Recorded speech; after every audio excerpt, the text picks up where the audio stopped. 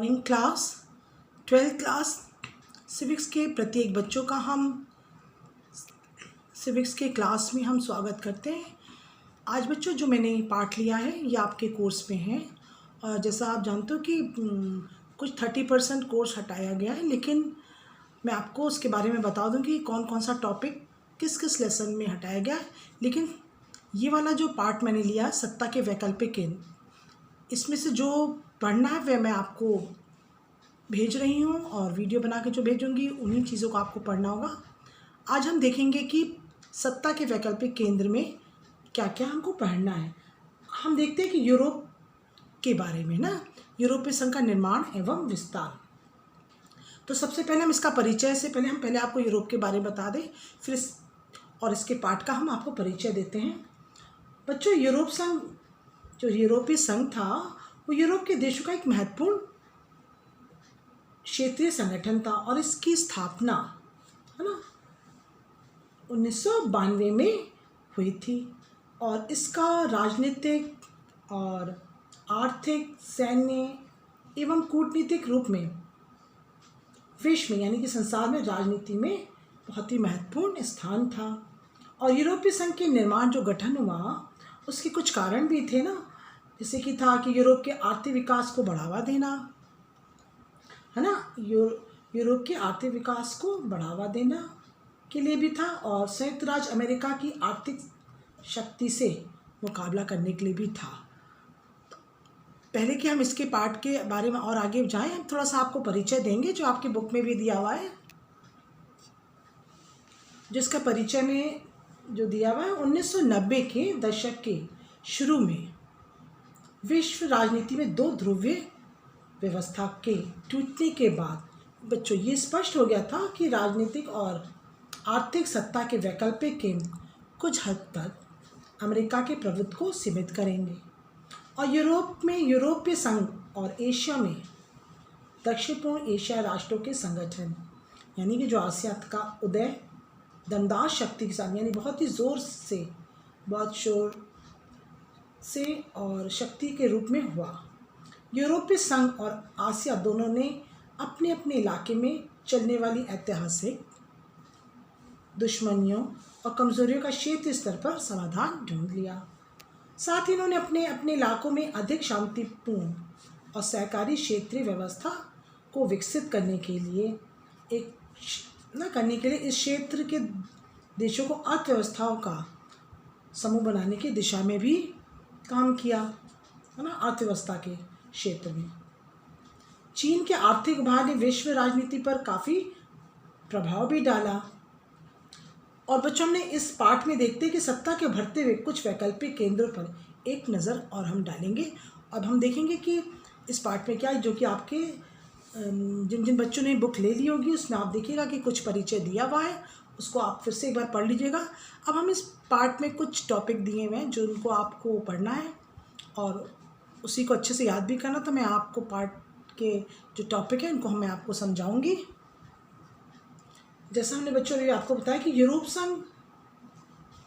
संघ जो यूरोप के देशों का एक महत्वपूर्ण क्षेत्रीय संगठन है और इसकी स्थापना 1992 ईस्वी में यूरोपीय संघ के निर्माण यानी गठन के दो रूप में उभर के आई। और इसका प्रमुख कारण मैंने आपको बताया कि आर्थिक विकास को बढ़ावा देना और संयुक्त राज्य अमेरिका की आर्थिक शक्ति में से मुकाबला करने का था। तो हम देखते हैं यूरोपीय संघ एक अधिराष्ट्रीय संगठन के रूप में कैसे उभर के आया। बच्चों, द्वितीय विश्व युद्ध की समाप्ति के बाद, है ना, जो दूसरा विश्व युद्ध था उसकी समाप्ति के बाद अनेक यूरोपीय नेता जो यूरोप के प्रश्नों को लेकर काफ़ी दुविधा में थे, है ना, काफ़ी वो चिंतित थे कि क्या यूरोप को अपनी पुरानी शत्रुता को पुनः प्रारंभ कर देना चाहिए अथवा अंतर्राष्ट्रीय संबंधों में सकारात्मक योगदान करने वाले सिद्धांतों तथा संस्थाओं के आधार पर उसे अपने संबंधों को आयाम देने के लिए देना चाहिए। यानी इन लोग जो नेता थे वहाँ के वो थोड़ा दुविधा या चिंतित थे कि क्या यूरोप को अपनी पुरानी शत्रुता को पुनः प्रारंभ करना चाहिए। तो कई चीज़ों को लेके ये लोग चिंतित थे। द्वितीय विश्व युद्ध ने उन अनेक मान्यताओं तथा व्यवस्थाओं को ध्वस्त कर दिया था ना, यानी कि एकदम तोड़ दिया था, एकदम से ख़त्म कर दिया था, जिनके आधार पर यूरोप की देशों को परस्पर आपसी संबंध विकसित हुए थे ना। और सन 1985 तक यूरोपीय राष्ट्रों ने, यानी 1945 तक यूरोपीय राष्ट्रों ने अपनी अर्थव्यवस्था की बर्बादी को अति निकट से देखा था, यानी कि बहुत ही करीबी से, और उन मान्यताओं और व्यवस्थाओं को भी टूटते हुए देखा था जिन पर यूरोप आज खड़ा है ना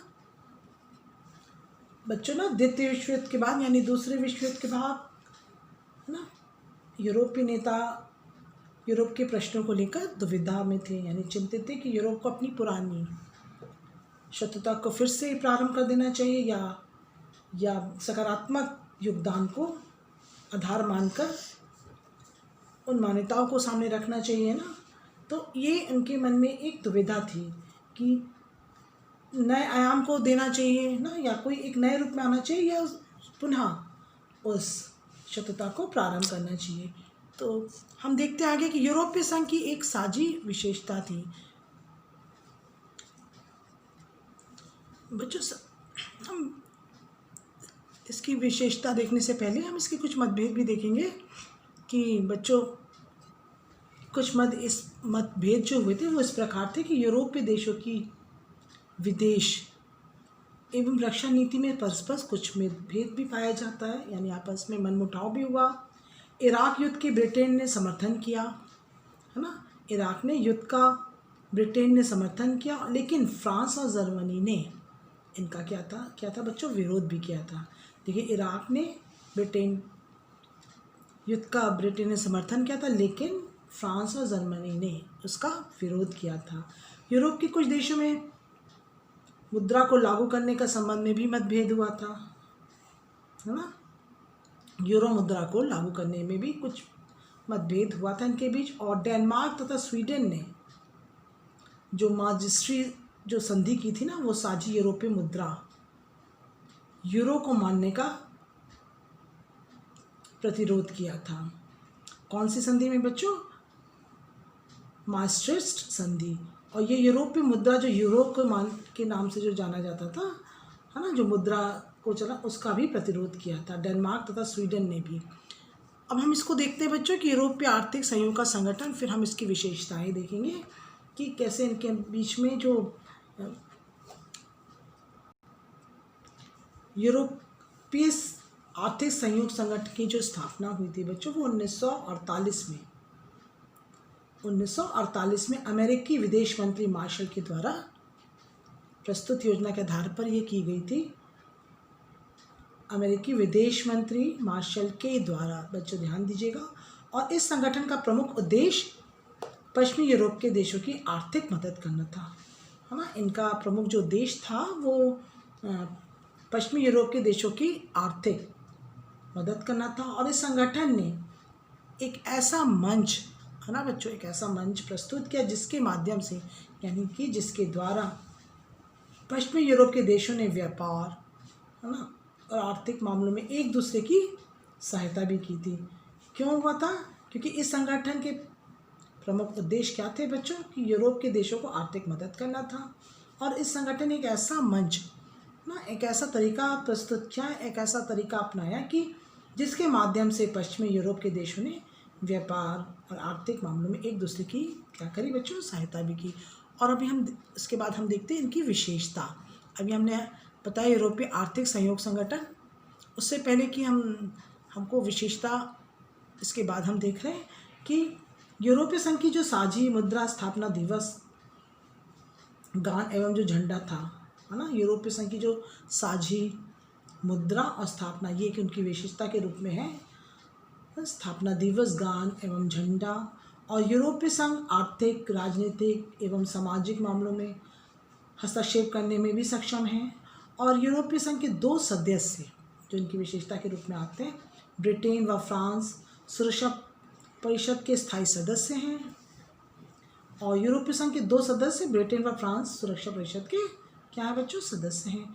और यूरोपीय संघ का आर्थिक, राजनीतिक, कूटनीतिक एवं सैन्य प्रभाव भी बहुत ही अधिक है। ये सब इनकी क्या हुई बच्चों? यूरोपीय संघ की विशेषताएं रही। अब हम आते आर्थिक और राजनीतिक प्रयास जो उनके थे वो क्या थे, जो कि यूरोप का आर्थिक और पुनरुद्धार और एकीकरण के अंतर्गत आता है। पहला है बच्चों शीत युद्ध, है ना, हमने पहले भी लेसन में पढ़ चुके थे इसके बारे में, शीत युद्ध के बारे में। सन 1945 के बाद यूरोप के देशों से मेल मिलाप की शीत युद्ध से भी मदद मिली थी, है ना। और शीत युद्ध के दौर में पूर्वी यूरोप तथा पश्चिमी यूरोप के देश अपने अपने खेमों में एक दूसरे के नज़दीक आ गए थे, है ना। किसकी वजह से, शीत युद्ध की वजह से 1945 ईस्वी में।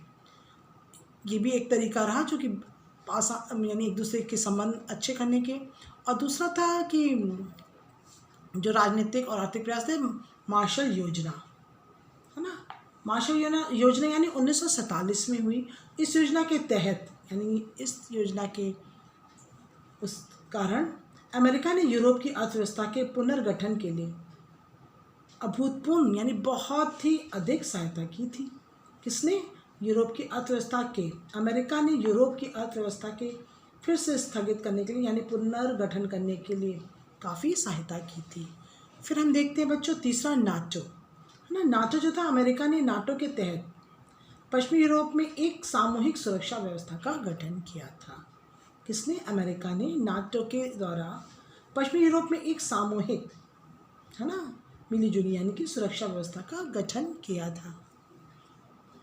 फिर हम देखते चौथा कि जो इनका प्रयास थे, राजनीतिक और आर्थिक प्रयास थे, वो यूरोपीय आर्थिक सहयोग का संगठन भी हुआ, है ना। मार्शल योजना के तहत यानी मार्शल योजना के समय जो सन 1948 में यूरोप आर्थिक सहयोग संगठन के माध्यम से पश्चिमी यूरोप के देशों ने व्यापार आर्थिक मामलों में भी एक दूसरे की सहायता की।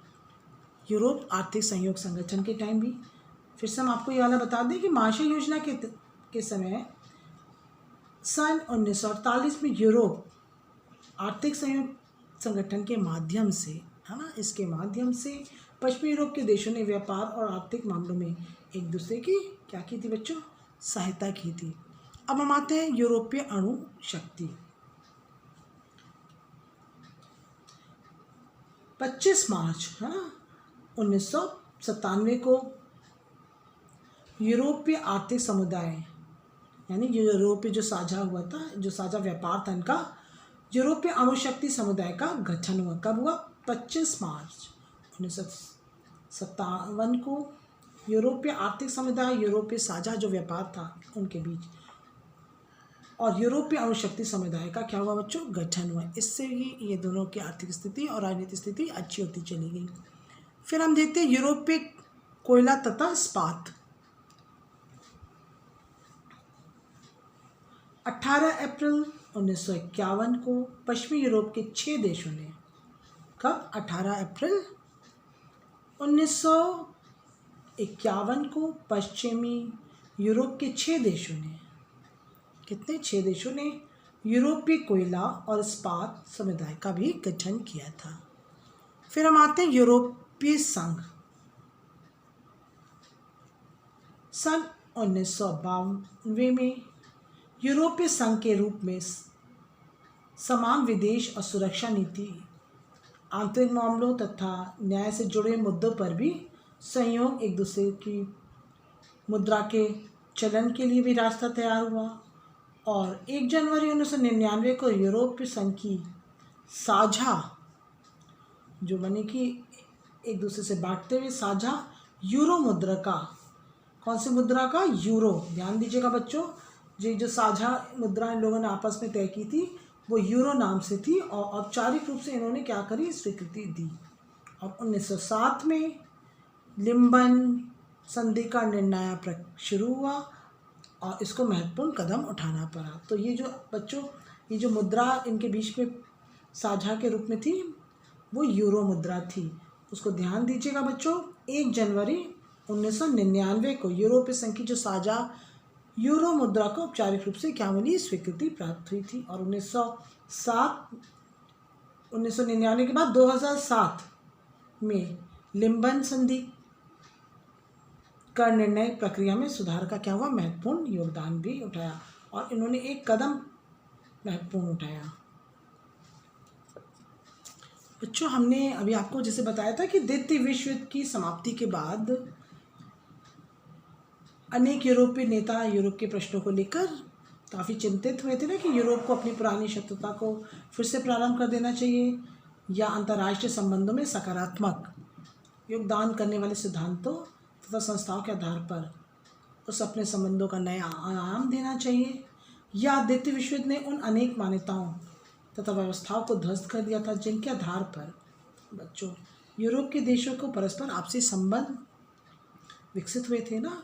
और सन 1945 तक यूरोपीय राष्ट्रों ने अपनी अर्थव्यवस्था की बर्बादी को, कब से 1945 तक यूरोपीय राष्ट्रों ने अपनी अर्थव्यवस्था की बर्बादी को काफ़ी निकट से देखा था और उन्होंने उन मान्यताओं और व्यवस्थाओं को भी टूटते हुए देखा था जिन पर आज यूरोप खड़ा है। तो अभी हमने आपको बताया। फिर हम बच्चों अब हम आगे आते हैं द्वितीय विश्व के पश्चात यूरोपीय देशों द्वारा समस्याओं का समाधान। तो इसमें हम पॉइंट्स देखेंगे कि जो कि निम्नलिखित हैं और किस तरह से इसको सुलझाया भी गया इन समस्याओं का। पहले हम देखते हैं आर्थिक संगठन की स्थापना, जो कि सन 1945 के बाद यूरोप के देशों में परस्पर मेल मिलाप, शीत युद्ध में भी सहायता मिली, है ना। शीत युद्ध से क्या मिली बच्चों, इसमें सहायता मिली थी। अमेरिका ने यूरोप की अर्थव्यवस्था को पुनर्गठन के लिए यानी फिर से स्थापित करने के लिए पर्याप्त सहायता प्रदान की। जिसने अमेरिका ने यूरोप की काफ़ी सहायता प्रदान की। इसे मार्शल योजना के नाम से भी बच्चों जाना जाता है। अमेरिका ने नाटो के अंतर्गत भी एक सामूहिक सुरक्षा व्यवस्था की जन्म भी दिया। मार्शल योजना में ये सन 1948 में, मार्शल योजना में ये सन कब बच्चों 1948 में यूरोपीय आर्थिक सहयोग संगठन की स्थापना की गई और जिसके माध्यम से यानी कि बच्चों जिसके द्वारा यूरोप के देशों को आर्थिक सहायता दी गई। ये एक ऐसा मंच बन गया बच्चों जिसके माध्यम से पश्चिमी यूरोप के देशों ने व्यापार तथा आर्थिक मामलों में एक दूसरे की सहायता प्रदान की थी। अब दूसरा देखते हैं बच्चों आर्थिक समुदाय का गठन। यूरोपीय परिषद तथा आर्थिक समुदाय का गठन सन 1949 में गठित हुआ और यूरोपीय परिषद राजनीतिक सहयोग के मामले में एक मील का तरह से सिद्ध हुआ और ये पूंजीवाद देशों में अर्थव्यवस्था के परस्पर एकीकरण के रूप में सामने आया। और इसके फलस्वरूप बच्चों 1957 में यूरोपीय इकोनॉमिक कम्युनिटी का क्या हुआ बच्चों, इकोनॉमिक कमेटी का गठन हुआ। फिर हम देखते हैं पार्लियामेंट का गठन, और जो कि समस्याओं का समाधान के रूप में था। यूरोपीय संसद के गठन के बाद परस्पर जुड़ाव की इस प्रक्रिया ने ना राजनीतिक स्वरूप हासिल कर लिया था और सोवियत खेमे के पतन के बाद इस प्रक्रिया में तेज़ी आई। कब आई, 1992 में, और यूरोपीय संघ की स्थापना के रूप में हुई, जिससे कि यूरोपीय संघ के रूप में एक तरह से विदेश तथा सुरक्षा नीति, आंतरिक मामलों में न्याय से जुड़े हुए जो मुद्दे थे उनको सहयोग भी मिला और एक समान मुद्रा के रास्ते भी क्या हुए बच्चों, तैयार हुए। ये पार्लियामेंट का गठन के रूप में था। फिर हम आते हैं संघ का गठन, है ना। यूरोपीय संघ का गठन जो हुआ था एक लंबी समय के दौरान हुआ बच्चों, यानी अगर देखा जाए तो बहुत ही लंबे पीरियड में ये निर्मित यूरोपीय संघ आर्थिक सहयोग वाली व्यवस्था के रूप में परिवर्तित हुआ। और ये बच्चों देखा जाए तो ये अधिक राजनीतिक स्वरूप को धारण किया और यूरोपीय संघ स्वयं काफ़ी सीमा तक बच्चों एक विशाल राष्ट्र राज्य की तरह कार्य करने भी लगा और यूरोपीय संघ एक अलग संविधान निर्मित किए जाने की असफल कोशिश किए जा चुका था, लेकिन परंतु इसने अपना एक झंडा गान, स्थापना दिवस और अपनी मुद्रा है। इसके पास क्या क्या है बच्चों, अपना झंडा गान, एक झंडा है, गान है, स्थापना दिवस और अपनी मुद्रा भी है। किसके पास, यूरोप के पास। और अन्य देशों के संबंध के मामले में इसे काफ़ी सीमा तक संयुक्त विदेश तथा सुरक्षा नीति भी बना ली। और नए सदस्य को सम्मिलित भी किया। बच्चों, यूरोप ने नए सदस्यों को अपने उसमें सम्मिलित किया और यूरोपीय संघ ने सहयोग के दायरे में रहते हुए एक ऐसा प्रयास किया कि नए सदस्य जो थे वो पूर्व सोवियत गुट से थे। तो बच्चों, हमने देखा कि किस तरह से समस्या का यूरोपीय देशों के द्वारा समस्या का किस तरह से समाधान हुआ। और अब हम देखेंगे यूरोपीय संघ की सीमाएं, और फिर हम इससे मिलते जुलते आपको इस पार्ट से ऐसे प्रश्न देंगे जो आप बहुत अच्छे से इसको करेंगे और याद भी करेंगे। बच्चों, एक अंतर देखा जाए कि एक राष्ट्र के रूप में यानी कि अधिराष्ट्र के रूप में जो यूरोप था उसका संगठन के रूप में हुआ, और ये आर्थिक, राजनीतिक तथा सामाजिक